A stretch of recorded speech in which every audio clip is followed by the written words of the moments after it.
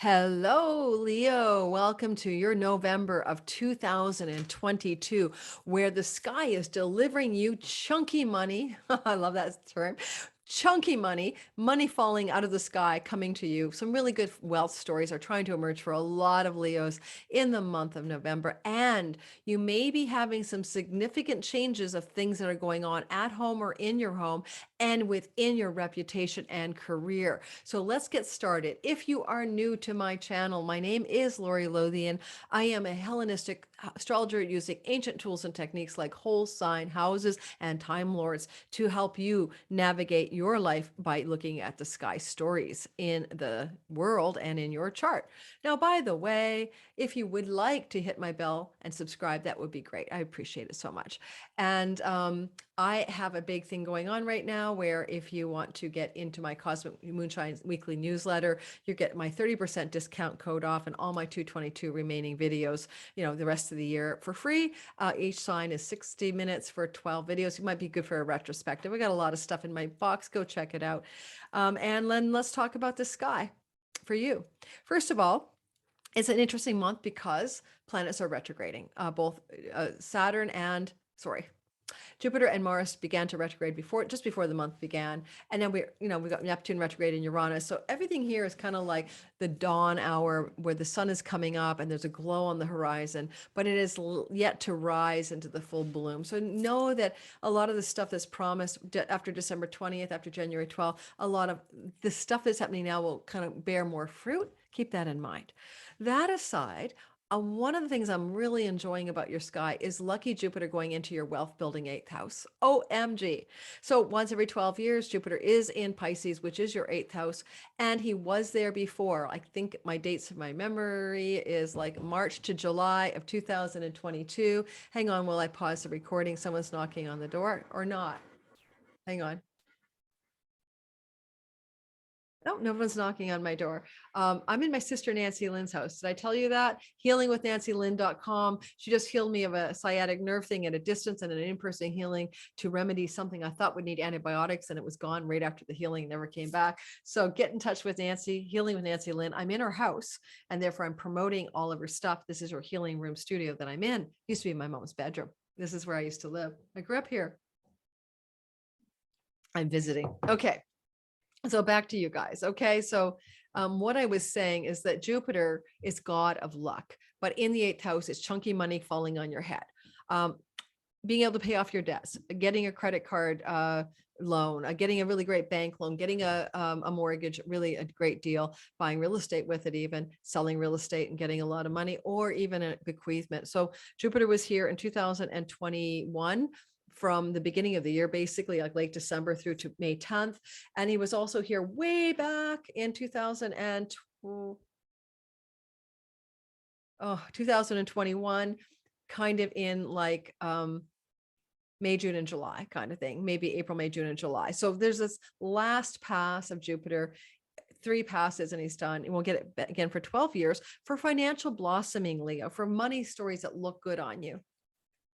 And when he does this, he retrogrades, right? And he starts to retrograde on 28th of October, finishes on November 23rd, then goes forward and completes his Pisces journey on December 20th.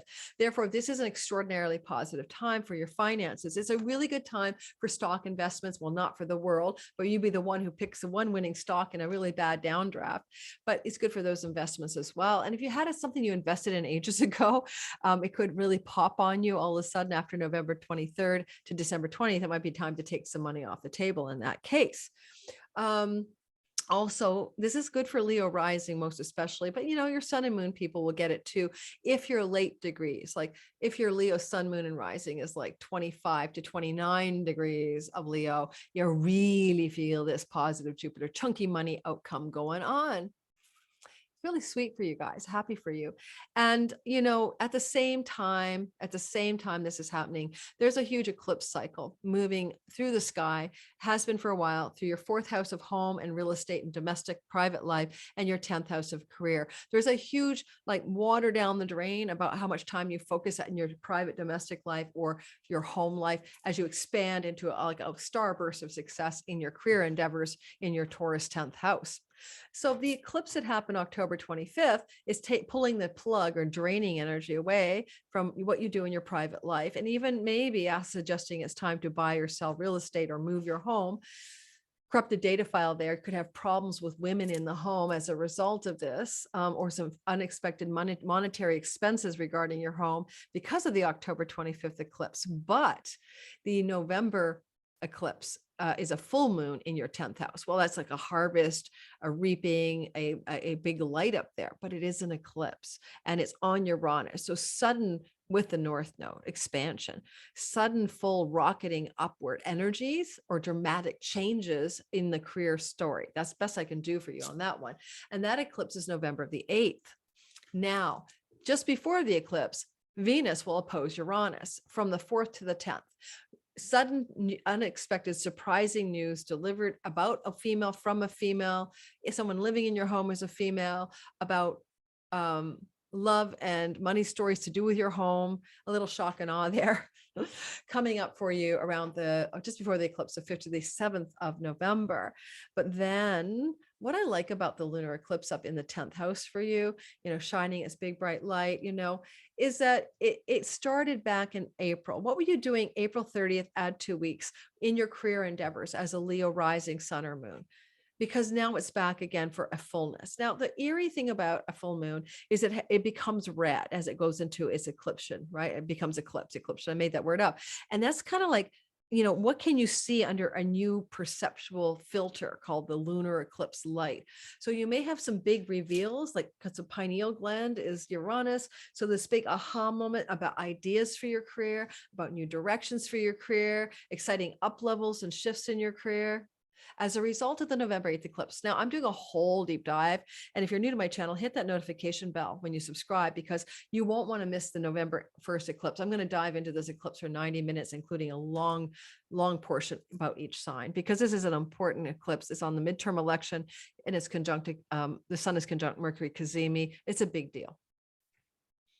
To point out one more thing, it's possible for some of you Leos, there's going to be big family of origin, mother in particular, but mom and dad events, parental events going on.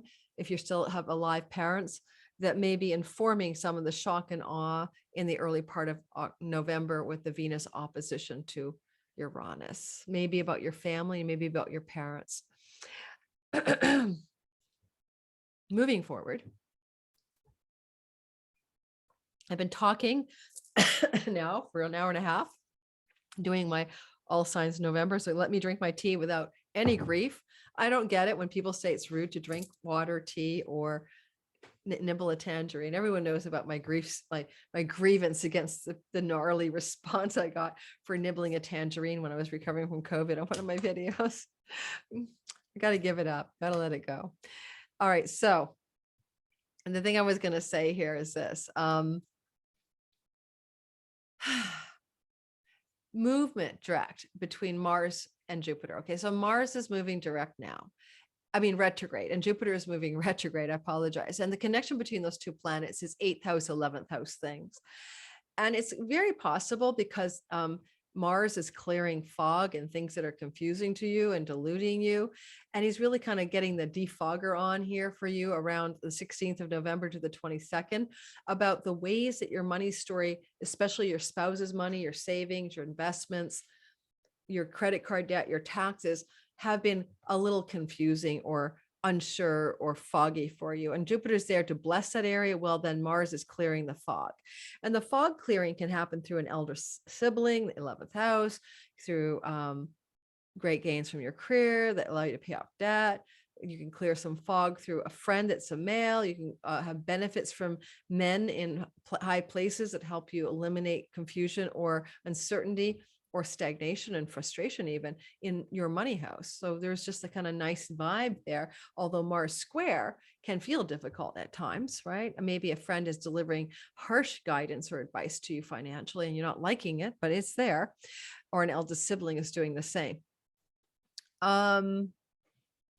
Also, there's going to be a love up in Sagittarius this month because of a new moon. And there's going to be a bunch of a party in Sag going on in your sky, Leo. And this is great for you. Why? Leo's a fire sign, right? Sag is a fire sign. There's a trine, a flow, and ease, and a harmony here.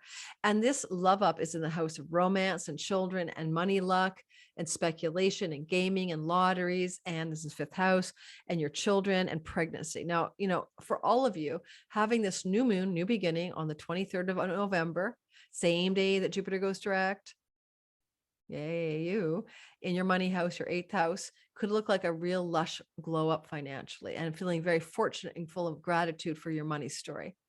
And it's going to be accompanied by a conjunction to Venus and Mercury in your fifth house. Now, romance, for sure. There could be a brand new romance picking up here with Mercury co-present. Maybe it starts off on emails or phone calls or an app or something, or just watch out for some communication gaffes early on because Mercury's not in its best form, but there's still a good vibe here. Venus is blessing us from the house of her joy. Single Leos get romance showing up very likely. If you're already in a relationship, it could just lighten it up and have more fun and joy and pleasure and play with the one you're with, or even a chance to do some leisure travel with the one you're with, because it forms a kind of flow vibe to the Aries Chiron ninth house thing. So you may go away on a trip, for example. Also, before the actual new moon, which is around 1 degree of Sag, so certainly Leo, sun, moon, rising in the first 5 degrees of that sign, get a lot of love from this, Leos. But also Venus and Mercury will hold hands and cross into that fifth house after being in Scorpio. So let's discuss that because it's important in this bigger picture. Venus in Scorpio, Mercury in Scorpio, they kind of start the month of November in Scorpio and they don't leave until the 16th, 17th of the month. So you've got this kind of a lot of attention going on around property, home, land, real estate, mother, father, things going on in the home, maybe some difficulties in the home because Venus is not in good shape here. And there was an eclipse October 25th, maybe problems with your parents. And all of this is really intense energy. And it doesn't necessarily always feel good. But then and you may be discoveries and reveals around a father figure, a health challenge with one, even because of what I'm seeing here. But then Venus and Mercury hold hands, cross the threshold mid-month, 16th, 17th, and light up your fifth house of joy, play, pleasure, romance, and money luck, and all those good things. So you're going to have a tonal quality, energy up level shift, all right, and a love up as everybody starts to party in Sagittarius, including the sun, which will be joining in the fray after about the 21st of the month. So everybody's partying hard and you're having more fun, joy, and pleasure and creativity. Now, if you're a Leo rising who's an artist or a creative, this is excellent, or have your own business, everything is starting to thrive and take off and prosper, especially with help from Jupiter in the eighth house. Saturn has gone direct October 23rd, and he's doing his last finish line until next March as he goes through your seventh house of marriage and primary relationships. If you've been in a primary love relationship and it's felt heavy and hard for the last 2.5 years, I'm not surprised. Saturn often ends those relationships. And Saturn is finishing now strong. By next March, you'll know whether it's make or break in that significant marriage or love relationship, business partnership story. And so he is in direct motion. And at the end of the month, this direct motion Saturn is receiving love from retrograde Mars. And that's going to be taking place between about the 23rd of the month, all the way through to the end of the month. And there's a lot of love from Mars in the 11th house of good spirit. Now, pennies from heaven, windfalls, hopes, dreams, and wishes, friends as allies and benefactors, can't ask for more as Mars loves up Saturn. So this could be a significant advantage for you in legal contracts and negotiations. Saturn's in that house, vows and oaths, things to do with your audience, marketplace for selling and buying. This is all kind of ending strong. Mars here also could begin a new relationship with somebody older who starts off as a friend, or you meet through friendship circles or groups of belonging, especially given that Mars is going to be talking to Venus eventually as well. So we won't go into that story right now. And I do think this new moon will offer fresh romance for single Leos. And it can take up to 6 months to show you that you will have a new romance, but some of the signals will be there in the couple of weeks that follow the new moon on the 23rd in your romance house. Just be careful for pregnancy if that's not something you want, because of course, new moons, new beginnings are seeds being planted and you could get pregnant. So, or your partner could, and if you don't want that, just be cautious. You do have the possibility, but it's not the biggest possibility I've ever seen. Um, I don't remember what I covered now. Venus will trine Neptune and sextile Pluto from about November 8th to the 15th. There's precision energies on the 10th and the 13th. Venus is the love goddess and the money goddess, and she's in Scorpio in your real estate house and your home life. And she'll end up flowing to Neptune in your inheritance house, and Jupiter's there as well. It's also your bank loans and mortgages and clearing that up. So you may be able to pay off debts, secure financing, get a stock to take off that helps you buy a property. There's some energy going on with Pluto in the house of landlords and tenancies that could be kicking up, and you get a new lease or you end a lease, but it all works out for your favor. Now, the energy of that, what I'm talking about, where it powers up in a good way regarding those themes of tenancies, leases, changes, pets. Pets could work in your favor, new pet or something. I don't know. Things are going on there. Getting the money to buy a new pet, getting the money you need to lease your own place, move out from your parents. This is very classic energy here. Move to a new home that's really less gnarly for some reason. All of this is happening on your behalf, in your favor, by the sky, between the 8th and the 15th of November, courtesy of a Venus trine to Neptune and sextile to Pluto. Power up, girls and guys. It's good for your finances and your home life, and maybe a new place to live, lease, or buy or sell. And the sun will follow later, 14th, 15th, when you also on the 14th, 15th have a Venus and a trine to Jupiter. Yay, positive flow, luck, and opportunity. Very lucky transit. Well, Venus is also trining Neptune. The sun is also trining Neptune. So of course, everybody doing this Neptune trine is in Scorpio, right? So we're in the late degrees of Scorpio. And so again, it has to do with home, parents, legacy wealth, your private life, and your money situation. Okay. But it's very positive energy breaking through, super lucky, super fortuitous around 14th and 15th of November. Venus will conjunct Mercury 19th to the 23rd of the month in Sagittarius. This is great for new romance. I think I covered it.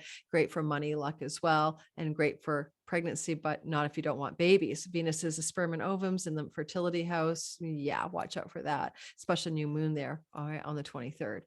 And lastly, I think I covered it. I covered it already. Mars trine. So we covered the month ahead. Thanks for listening. Don't forget to like and subscribe, hit my bell for notifications, and please check my description box for everything I have to offer. And in my link to Healing with Nancy Lynn is there as well. Look at her healing table. I'll just give you guys a peek.